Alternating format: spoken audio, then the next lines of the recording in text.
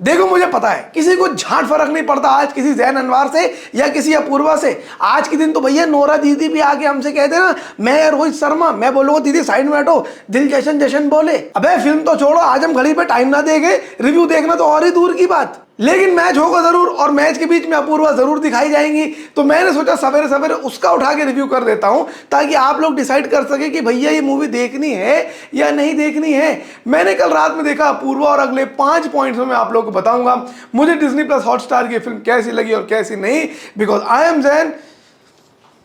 मैं भाई मेरे से रहने जा रहा।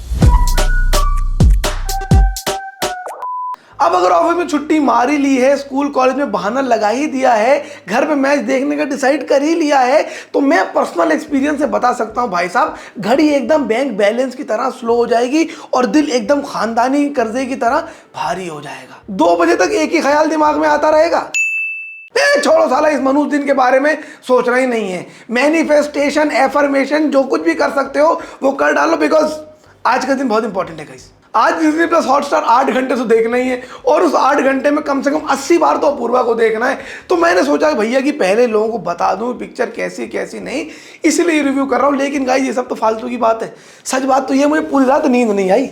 जहां आंख बंद करता था उस साले का मुस्कुराता हुआ चेहरा मेरे सामने आ जाता था। खैर अब पिक्चर की बात करते हैं, बता दो पिक्चर कैसी थी। और सबसे पहले शुरुआत करते हैं पॉइंट नंबर 1, यानी कि the plot of the film. Film का प्लॉट ये है कि अपूर्वा नाम की एक लड़की है जो आगरा आ रही है अपने फियांसे को उसके बर्थडे पर सरप्राइज देने के लिए। आगरा में जो लौंडे रह रहे हैं उनकी गर्लफ्रेंड ने टुंडला मथुरा से नहीं आ रही उनको सरप्राइज देने के लिए, अगली तो भैया ग्वालियर से आ रही, वो भी बस में।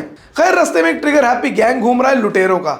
ये रूथलेस से 3 लौंडे हैं जिन्हें ना भगवान का डर है, ना पुलिस का डर है, ना सालों को ट्रेंट बोल्ट का डर है। कुछ एक सीरीज ऑफ इवेंट्स होते हैं जहां तारा सुतारिया की बस में ये लौंडे घुस जाते हैं और तारा सुतारिया को वहां से अगवा कर लेते हैं, यानी कि किडनैप। अब अगर अगवा कर रहे हैं तारा सुतारिया के साथ, तंबोला तो खेलेंगे नहीं, 2 फैट लेडीज 88, कुछ गलत नियत से ही अगवा करा उन्होंने। अगवा करके लाते हैं एक सेक्लूडेड जगह पे with a disgusting intent of disrobing her modesty.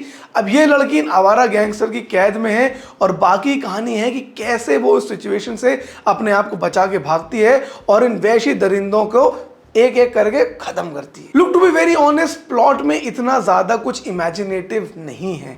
I understand कि हमारे देश में सर्वाइवल थ्रिलर्स इतना कम बनती हैं कि जब भी एक आती है तो हम एक्साइटेड हो जाते हैं, लेकिन अगर मैं प्लॉट की बात करूं तो प्लॉट बहुत ही बेसिक है। ट्रेलर देखने के बाद आप जो कुछ भी चीजें एक्सपेक्ट कर सकते हो पिक्चर से, पिक्चर उतना ही होता है, उससे ज्यादा कुछ भी नहीं होता। But when we have films like Welcome Home, Shakti, NH10 to compare it with, this becomes a little bit too simple। मतलब NH10 का हमने प्लॉट देखा है, वेलकम होम का हमने प्लॉट देखा है, बहुत ही कॉम्प्लेक्स और बहुत ही लेयर्ड प्लॉट्स थे, वो चीजें यहां पर मिसिंग लग रही थी। बहुत ही स्ट्रेट फॉरवर्ड प्लॉट था, that might work for certain people, लेकिन मुझे लगा कि it was just too simple, too basic. So plot to be honest मुझे ज्यादा खास पसंद नहीं आया। Point number 2, the performances of the film. Film के लीड रोल में तारा सुतारिया, राजपाल यादव और अभिषेक बैनर्जी, और इसमें सबसे इंटरेस्टिंग चॉइस थी राजपाल यादव को गुंडा बनाने की। अबे भैया जब टेम्पा बबूमा, मार्को यैनसन और कगिसो रबाडा जैसे बॉलर्स का कप्तान बन सकता है तो राजपाल यादव गुंडा क्यों नहीं बन सकता? अगर कोई भी चौथी फेल खड़ा हो गया यूट्यूब पर सेक्युलरिज्म के बारे में भाषण दे सकता है तो राजपाल यादव गुंडा क्यों नहीं बन सकता? But don't get me wrong, I am not saying this in a joking manner, but actually Rajpal Yadav को ऐसा रोल देने की choice was actually a brilliant decision. हमने उनको यूजुअली बहुत ही सिंपल कॉमिक रोल्स में देखा है, लेकिन यहां पर ही has looked very very convincing in his role.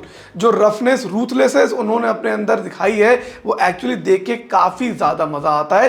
Rajpal Yadav is actually very very impressive in the film. Tara Sutaria को मैंने पहली और आखिरी दफा देखा था चूतियापंती 2 में, I am sorry tongue of slip, Heropanti 2 में। उसके बाद तो इन जनरल मैंने 2-3 हफ्ता फिल्में ही नहीं देखी। मेरी आंखों ने हड़ताल कर दी, कह रही बहुत तुझे ये देखना है तो देख, रिव्यू के चक्कर में हमारी काहे को ऐसी की तैसी करा रहा है। हमें 2019 के सेमीफाइनल का बदला देखना है, तो यहाँ क्या हमें टाइगर श्रॉफ की बिसल बजा दिखा रहा है भाई है? So naturally I did not have a high opinion of her acting, but that changes post this film। बहुत सिंपल सा रोल किया है उन्होंने, but she has done a very good job with it। उनकी expressions, उनकी restlessness and desperation was very very palpable। मुझे मजा आया उनका काम देख के, and she has really really won my respect because बहुत ही अच्छा काम करा तारा सुतारिया ने यहाँ पर। What didn't impress me at all was अभिषेक बैनर्जी। एक तो उनका कैरेक्टर ही इतना ढीला है और उसके ऊपर से परफॉर्मेंस भी काफी ज्यादा मुझे लेजी लगी। एक तो ऐसा लगता है कि वो इस एक एक्सेंट में फंस चुके हैं, don't even get me started on that accent. ये चंबल के डकैत है लेकिन इनके एक्सेंट ऐसे जैसे कानपुर के चेन स्नैचर हो। सभी का एक्सेंट, सभी की डिक्शन अलग है। ये ऐसा है भाई साहब कि सब लोग अपने अपने होम टाउन से पलायन करके आए हैं कि चंबल में करियर अपॉर्चुनिटीज अच्छी हैं, वहीं चलते हैं। चलो वो मैं मानने को तैयार हूं कि भैया ये लोग चंबल के थे ही नहीं, ये चंबल की बाहर से आए थे, पूरे देश के अलग अलग कोनों से आए थे, लेकिन परफॉर्मेंस में भी तो थोड़ा दम हो जाना चाहिए था ना। Abhishek Banerjee just delivers his dialogues and gets done with it. In the past, I've heaped a lot of praises on Abhishek Banerjee, especially after भेड़िया, लेकिन यहाँ पे मैं उनकी बिल्कुल तारीफ नहीं कर सकता। अगर झूठी तारीफ कर भी लो तो तब लोग फ्री में तुम पिक्चर देख ही लोगे और बाद में मुझे ही आके गाली बकोगे, जैन भाई आप तो झूठी तारीफ कर रहे थे अभिषेक बैनर्जी की। झूठी तारीफ गाइस मैं सिर्फ अपनी बीवी की करता हूँ actually. Point number 3, the writing of the film. भैया थोड़ा मेरे को डराओ तो सही, थोड़ा हरामीपना इन लोगों को मुझे दिखाओ तो सही। इनकी आपस की बातचीतें ऐसी चल रही है भाई साहब, इनके आगे हम बदमाश लगे। इनके डायलॉग क्या है, लात मारने का भी एक स्टाइल होता है, छोटे देख कैसे बच्चे की तरह रो रहा है। अरे एक सीन है लिटरली जहां पर लूट का लॉकेट पहन लेते हैं अभिषेक बैनर्जी और पूछते हैं बाकी गैंग मेंबर से कि मैं कैसा लग रहा हूं, और बाकी गैंग मेंबर क्या कहते हैं, ऐसा लग रहा है जैसे कुत्ते ने पट्टा बांध लिया।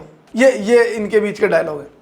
ऐसी चौथी क्लास की बकचोदी मेरे दोस्त यार करते ना, चलती गाड़ी से उतार के ब्लॉक कर देता मैं उन्हें। यहाँ ये खूंखार गुंडे डकैत ऐसी चौधू कॉमेडी कर रहे हैं, तारस उतारे इन खूंखार गुंडों को चाटा मार देते हैं, पलट के क्या कह रहे हैं, चल कुतिया। मैंने कहा चल कुतिया क्या होता है यार। दिल्ली मेट्रो में लड़ाइयों में इससे बुरी बुरी गाली बकते हैं लोग, इससे बुरी बुरी तरीके से झगड़ा कर लेते हैं। यहाँ खूनखार गुंडा जो भी 4 मर्डर करके आया उससे क्या कह रहे हैं, चल कुतिया। बे भाई सोसाइटियों में कुत्ते लेके लिफ्ट में चढ़ जाओ, इससे बुरी बुरी गालियां बकते हैं लोग, उससे जबरदस्त लड़ाई हो जाती है। यहाँ इतने गुंडे हैं भाई साहब, वो ऐसी सिंपल लैंग्वेज इस्तेमाल कर रहे हैं, राइटिंग इतनी पुअर है कि कहीं भी उनकी रूथलेसनेस सामने आ ही नहीं पाती है। मैं उनसे डर ही नहीं पा रहा हूँ। अब ये लोग जो मर्डर करने निकले हैं, डेली लूटपाट मचाते हैं, 3-4 लोगों को इन जनरल मार डालते हैं, ये ऐसे बात करेंगे क्या। Point number 4, the pace and the length of the film. Film thankfully 1 घंटा 35 मिनट की है, तो वक्त रहते सिमट जाती है।